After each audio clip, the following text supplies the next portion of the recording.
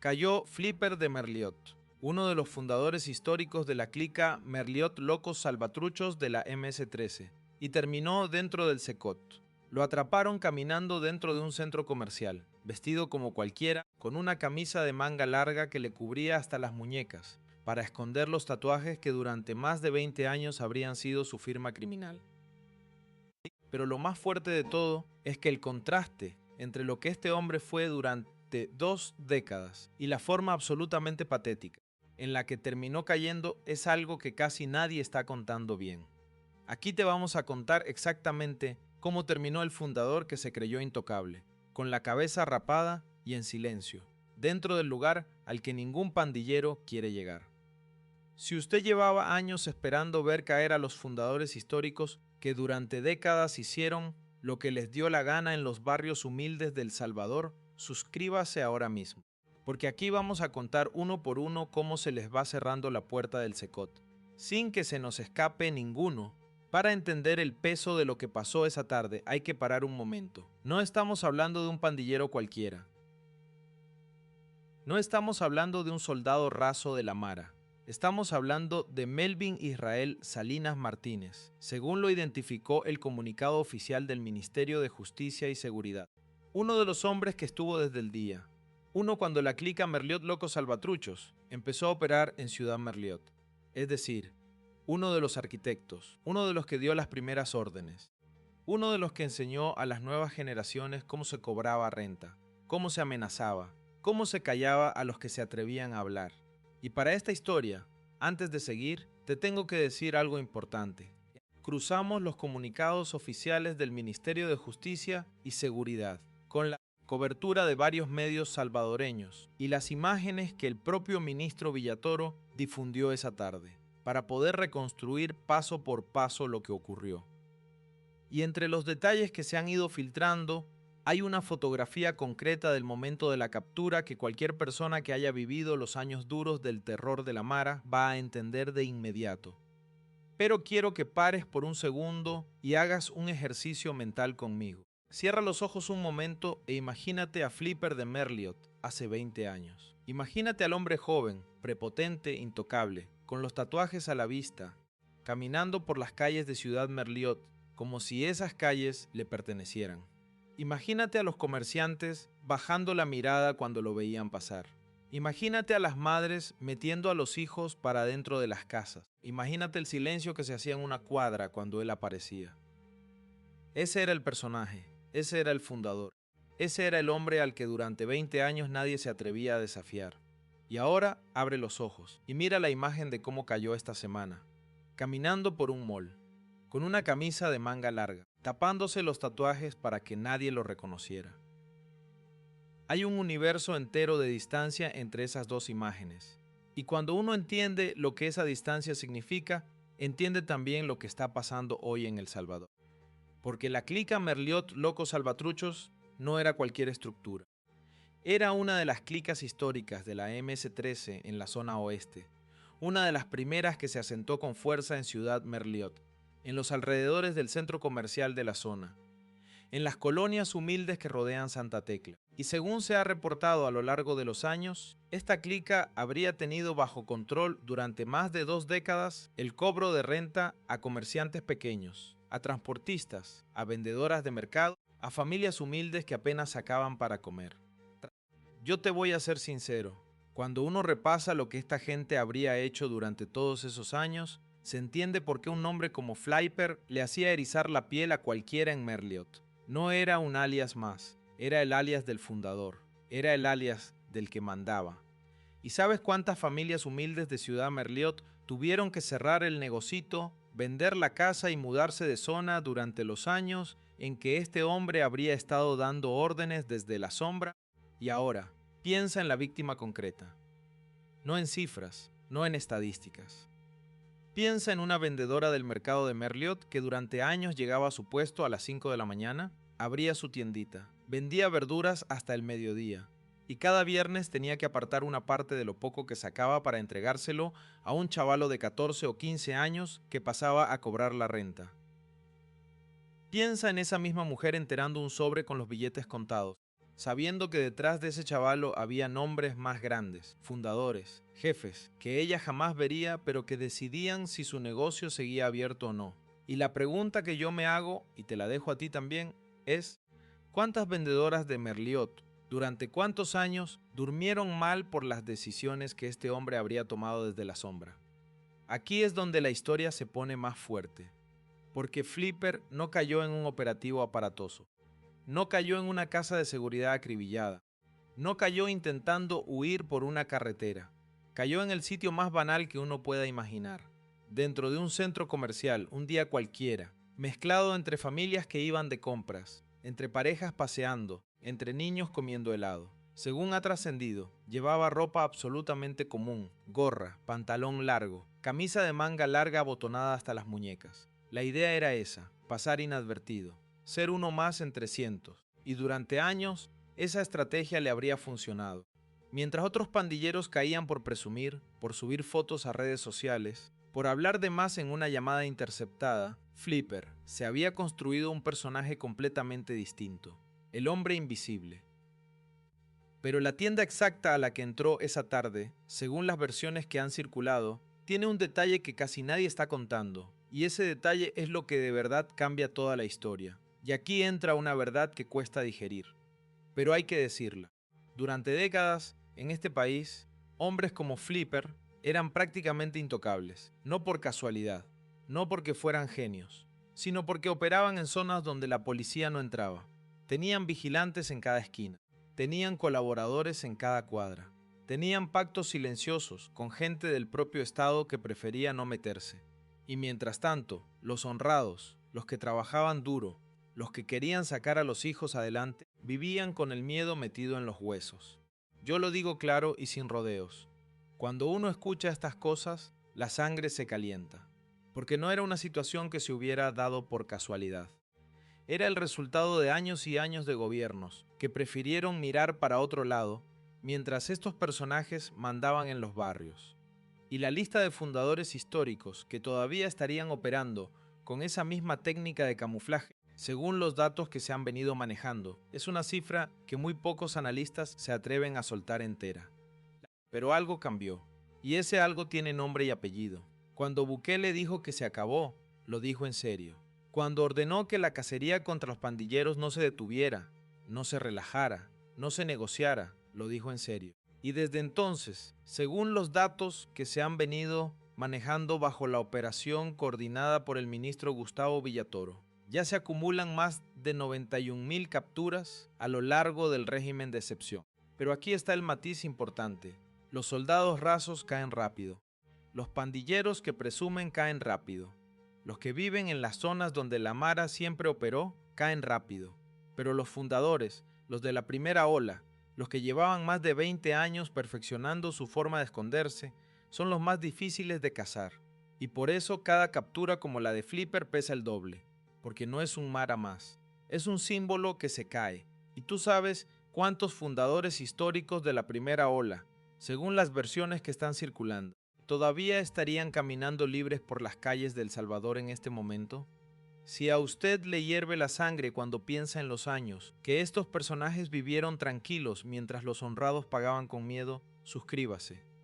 Aquí vamos a seguir cubriendo cada captura, cada caída, cada fundador que termina entrando al Secot con la cabeza baja. Porque escúcheme bien, lo que está pasando en El Salvador no es algo común, es histórico. Es algo que durante 30 años parecía imposible y que hoy se ejecuta semana tras semana sin pausa. Y este caso, el de Flipper, es uno de esos casos que dentro de unos años la gente va a recordar como un capítulo concreto de cómo cayeron los intocables. Sigamos. Porque el detalle exacto de lo que apareció debajo de la manga de su camisa, cuando los oficiales finalmente se le acercaron esa tarde, es algo que cualquier persona que haya vivido el terror de los años duros no va a poder olvidar. Y aquí llegamos al punto donde toda esta historia se cruza con la pregunta que cualquiera se hace al escuchar el caso. Si Flipper había logrado camuflarse durante tanto tiempo, si había aprendido a moverse como cualquier ciudadano, si había evitado cámaras, si había cambiado de domicilio, si había evitado redes sociales, si había hecho todo lo que un fugitivo experto haría para no ser encontrado, ¿Qué fue lo que finalmente lo expuso esa tarde dentro del centro comercial? La respuesta, según las versiones que han trascendido en las últimas horas, está en una combinación de paciencia policial y de un detalle muy específico que este hombre dejó pasar.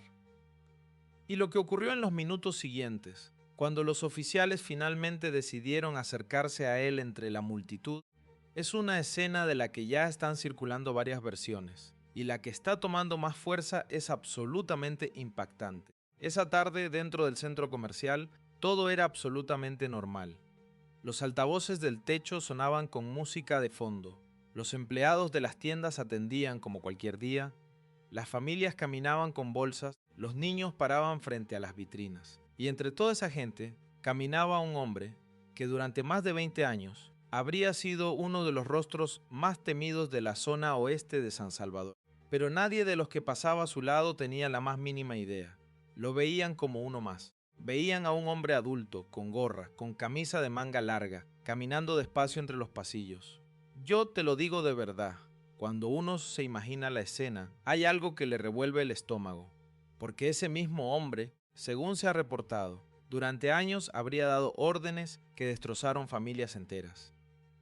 Y lo que llevaba esa tarde dentro del bolsillo del pantalón, según ha trascendido, es uno de los detalles que más impactó a los oficiales que ejecutaron el operativo. Pero los que sí sabían quién era, los que llevaban semanas siguiéndolo paso a paso, eran los agentes de inteligencia de la PNC. Porque la captura de Fliper no fue una casualidad, no fue un golpe de suerte, no fue una redada al azar. Fue el resultado de un trabajo paciente, silencioso, sostenido durante semanas, en el que se cruzaron datos, se rastrearon movimientos, se identificaron rutinas, se observaron desde lejos los pequeños patrones que terminan delatando hasta al más cuidadoso. Mira, hay algo que cuesta entender de este tipo de operaciones, y es que la mayor parte del trabajo nunca sale en las noticias. La gente ve la imagen final, la captura, las esposas, el traslado. Pero detrás de cada imagen como esa hay decenas de oficiales que durante semanas dejaron de dormir bien para que esa tarde se ejecutara con precisión.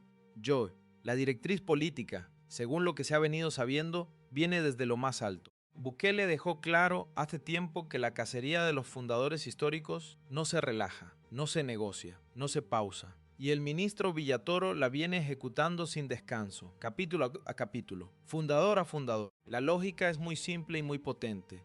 Mientras quede uno solo de los fundadores en la calle, el círculo no está cerrado. Y cada captura como la de Flipper no es solo un hombre menos, es un mensaje al resto. Es una advertencia silenciosa para los que todavía se creen invisibles. Es la confirmación de que da igual cuántos años hayan pasado. Da igual cuántas casas hayan cambiado, da igual cuántos tatuajes hayan tapado. Tarde o temprano los van a encontrar. Y los nombres de los fundadores que todavía estarían siendo seguidos en este momento, según las versiones que han trascendido, son nombres que harían temblar a barrios enteros del oeste del país. Pero volvamos a la escena dentro del centro comercial, porque aquí es donde la historia se vuelve casi cinematográfica. Los oficiales, vestidos de civil, repartidos en posiciones estratégicas, lo observaban de lejos sin que él se diera cuenta. Lo dejaron entrar a la tienda, lo dejaron mirar las vitrinas, lo dejaron moverse con tranquilidad. La paciencia de un operativo bien armado consiste precisamente en eso, en no precipitarse, en esperar el momento exacto, en dejar que el sospechoso se sienta tan seguro como ha estado durante años. Y Flipper se sentía seguro. Llevaba semanas, según ha trascendido, repitiendo más o menos la misma rutina. Y esa repetición fue exactamente lo que la inteligencia estaba esperando. Porque hay una verdad muy dura en este oficio. Por más cuidadoso que seas, el ser humano termina cayendo en patrones. Y los patrones, tarde o temprano, te delatan, y aquí entra un dato que la mayoría de medios pasó por encima pero que es importante. Según se ha reportado, este hombre no estaba simplemente escondido viviendo de los ahorros del pasado. No, Flipper se habría estado dedicando al narcomenudeo en la misma zona donde durante años habría sido fundador de la clica. Es decir, el fundador histórico que aparentemente caminaba como cualquier ciudadano dentro de un centro comercial, según las versiones que han circulado, en realidad seguía generando ingresos por la vía criminal. Yo lo digo claro. Cuando uno escucha esto, lo primero que piensa es que estos personajes nunca cambian. Pueden cambiar de ropa, pueden cambiar de domicilio, pueden cambiar de apariencia, pero el negocio sigue siendo el mismo. Solo cambian la fachada. Y la persona que estaría funcionando como su mano derecha en esta nueva operación de narcomenudeo, según las versiones que se están manejando, es alguien que cambia por completo el mapa de lo que pensábamos sobre este caso. Pero esto no era todo, porque mientras los oficiales armaban el caso, según ha trascendido, en paralelo, se estaba reconstruyendo todo el historial criminal que se le atribuye a Flipper desde principios de los 2000. Casos de extorsión a comerciantes pequeños, casos de amenazas a transportistas, casos de homicidios atribuidos a su clica entre los años 2000 y 2018, durante los años más duros del terror de la Mara en la zona oeste. No estamos hablando de una hoja de antecedentes corta. Estamos hablando del expediente acumulado de uno de los hombres que dieron las primeras órdenes de muerte en Ciudad Merliot. Y ese expediente, según se ha venido sabiendo, es una de las razones por las que esta captura tiene un peso simbólico tan grande. Porque cuando este hombre entre por la puerta del Secot, no entra solo él. Entra con él un capítulo entero del horror que vivió ese sector del país. Y entonces, esa tarde, cuando los oficiales decidieron que era el momento, todo se ejecutó en cuestión de segundos. 2 agentes de civil se aproximaron por un costado. Otros cubrieron las salidas del centro comercial. Un tercero, según se ha reportado, ya estaba ubicado dentro del local donde Flipper entraba con frecuencia. Y antes de que pudiera darse cuenta de lo que estaba pasando, el hombre que durante más de 2 décadas había sido uno de los más buscados de la zona, estaba con las manos en la espalda, contra la pared, en silencio absoluto, sin sirenas, sin gritos, sin alboroto. Una captura quirúrgica, ejecutada con la frialdad de quien lleva semanas esperando ese momento exacto, y el rostro que puso este hombre en el instante en que entendió que ya no había salida. Según las versiones que han trascendido entre los oficiales que estuvieron presentes, es algo que ninguno de ellos olvidará. Aquí es donde la historia da el giro que casi nadie vio venir. Porque cuando un agente le levantó la manga de la camisa, según lo que se ha podido reconstruir, lo que apareció debajo de esa tela barata y común eran las marcas que durante toda su vida adulta habrían sido su identidad. Los tatuajes de la MS-13. Letras, números, símbolos. La firma criminal de uno de los fundadores, esa misma firma que durante 20 años habría sido motivo de orgullo, de identidad, de jerarquía dentro de la Mara. Y ahora, esa misma firma era la prueba que lo mandaba directo al Secot. Yo te lo digo de verdad, hay una imagen mental que se arma sola al escuchar esto. La imagen de un hombre que durante 2 décadas exhibió esos tatuajes con prepotencia, intentando taparlos con una camisa de oficina barata, como si pudiera borrar lo que había hecho, como si una camisa pudiera borrar 20 años. No pudo, y mientras la captura se ejecutaba dentro del centro comercial, en paralelo, según se ha reportado, otro operativo se estaba ejecutando en otra parte del país. Esa misma jornada caía Wilber Freddy Gómez, alias Happy, del barrio 18 sureño, un hombre con antecedentes que se remontan al año 2004 y que llegó a aparecer en su momento en el documental La vida loca, del cineasta francés Christian Poveda, ese cineasta que fue asesinado en 2009 precisamente, por haber retratado de cerca estas estructuras, es decir, 2 golpes en una sola jornada. 2 pandillas históricas, 2 hombres con décadas de antecedentes, cayendo el mismo día. Y todo bajo la misma lógica que Bukele instauró desde el principio. A los pandilleros no se les negocia, se les caza, uno por uno, hasta el último.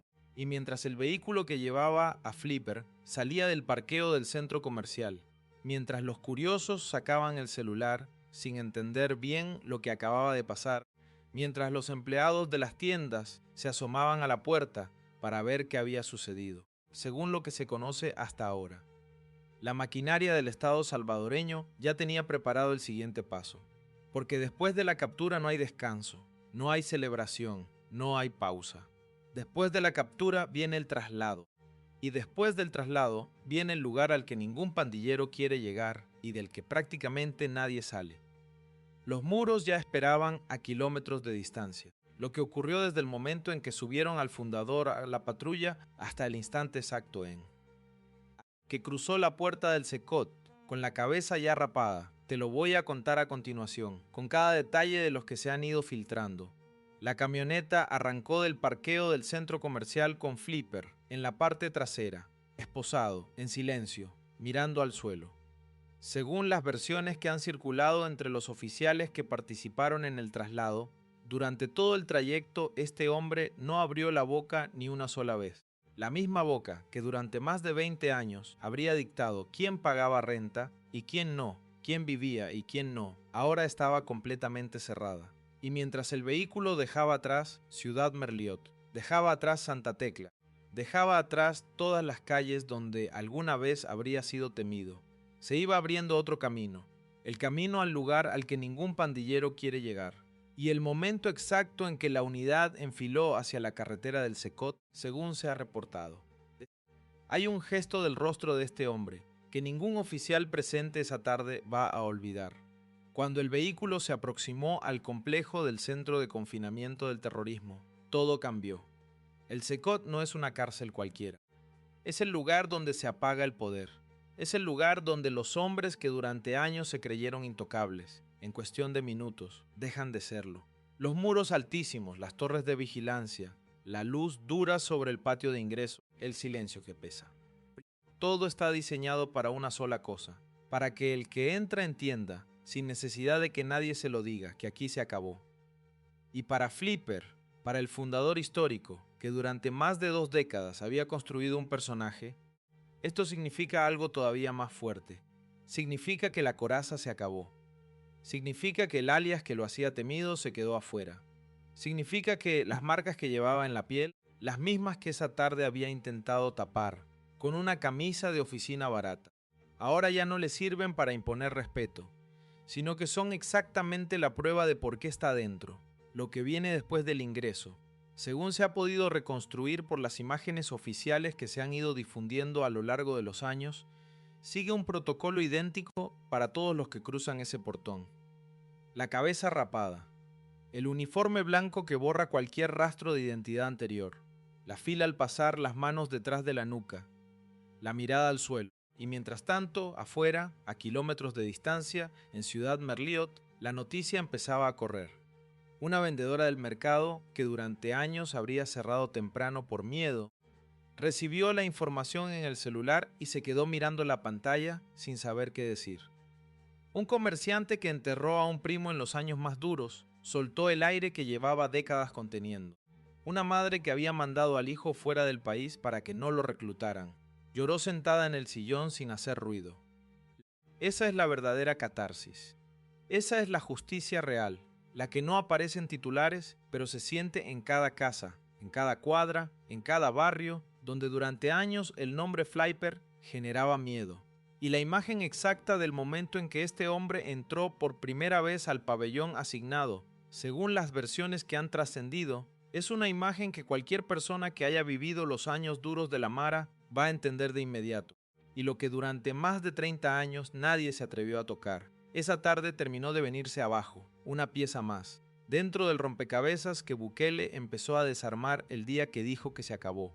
Porque seamos honestos, durante décadas, gobierno tras gobierno, estos fundadores convivieron con el Estado, negociaron con el Estado, se rieron del Estado, hasta que llegó alguien que dijo basta y que lo dijo en serio.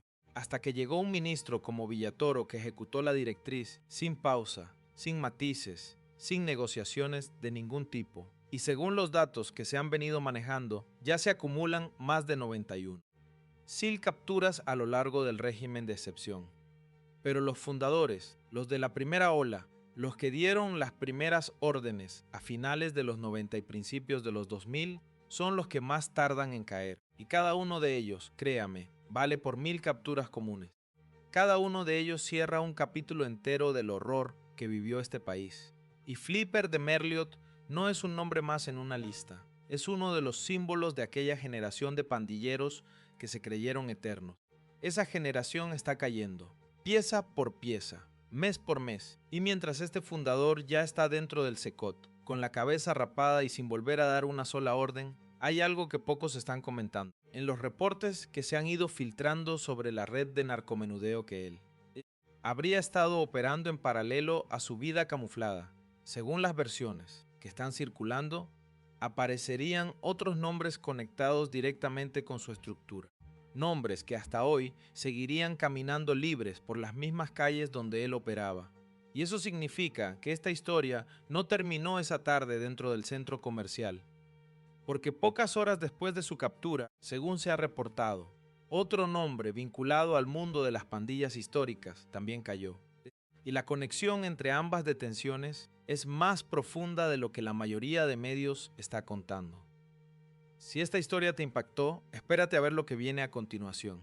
Dale al siguiente video porque es una noticia igual de impactante y buena para el resto del pueblo salvadoreño.